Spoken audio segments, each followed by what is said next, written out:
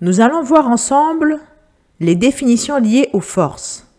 Quotidiennement, nous marchons. Vous avez peut-être déjà joué au jeu du tir à la corde. Eh bien, vous avez utilisé des forces. Vous avez des forces en fait partout, tout le temps, autour de vous. Alors, qu'est-ce qu'une force? Vous êtes avec Madame Bertrand, professeure de physique-chimie et mathématiques pour les collégiens et cofondatrice de Sciences Pro. Une force est une action mécanique qui permet de mettre en mouvement ou de déformer un objet. Alors, un objet au sens physique du terme, c'est-à-dire tout ce que l'on peut étudier. Ça peut être du vivant comme ça peut être de l'inerte. Une force est représentée par un vecteur. Elle s'écrit avec une flèche. Elle a une direction, un sens, un point d'application, une valeur, ou on peut dire encore une intensité, ou encore on peut dire aussi une norme. Alors cette intensité s'exprime cette force du moins s'exprime en newton et le symbole est un N majuscule. Il y a deux types d'interactions. Vous avez, quand l'objet est directement touché, c'est ce qu'on appelle l'interaction de contact. Par exemple, le livre posé sur la table, le papier que l'on plie, on touche le papier, le livre touche la table. Il y a l'interaction à distance, c'est-à-dire la pomme qui tombe de l'arbre. Donc, quand la pomme se décroche de l'arbre, elle ne reste pas en suspension, elle tombe, elle arrive jusqu'au sol. Nous allons voir ensemble maintenant l'exemple du poids, qui est une force à distance. La définition du poids, c'est que c'est une force exercée par un astre, par exemple la Terre, la Lune, une comète, sur tout objet placé à proximité de sa surface. Par exemple, le poids s'exerce sur nous, sur l'avion,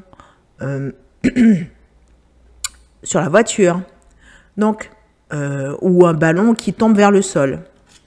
À travers l'exemple d'une coureuse, nous allons voir les caractéristiques du poids. D'accord? Le poids, je le rappelle, c'est la force exercée par la planète Terre sur la coureuse. La direction va être verticale. Le sens, toujours orienté vers le centre de la Terre, c'est-à-dire que vous allez mettre vers le bas.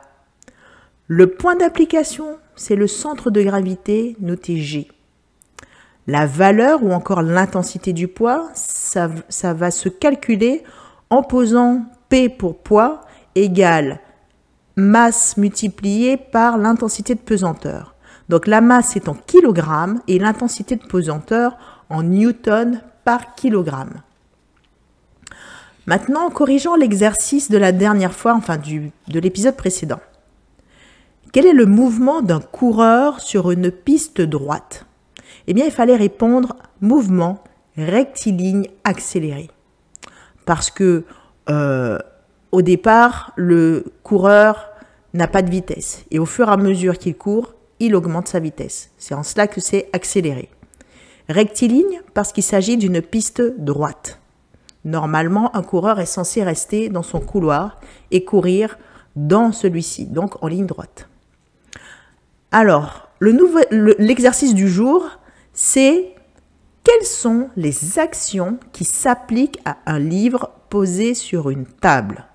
Je répète la question, quelles sont les actions qui s'appliquent à un livre posé sur une table? Donc, vous allez lister toutes ces actions. Inscrivez-vous à notre cours gratuit qui va vous aider à vous faire briller au brevet en sciences. Inscrivez-vous, vous avez dans la description un lien qui vous mène directement à l'inscription. En résumé, une force est une action mécanique qui met en mouvement ou qui déforme un objet. Elle est représentée par un vecteur dont l'unité est le newton. Elle a une direction, un sens, une valeur et un point d'application. Le poids est une action à distance d'un astre. P égale m fois g. Abonnez-vous à notre chaîne, cliquez sur la cloche de notification, commentez, likez et partagez. Dans le prochain épisode, nous verrons brièvement les diagrammes objet-interaction, donc c'est toujours lié aux forces, et la force un petit peu plus en détail, ce que c'est que la force gravitationnelle. À bientôt!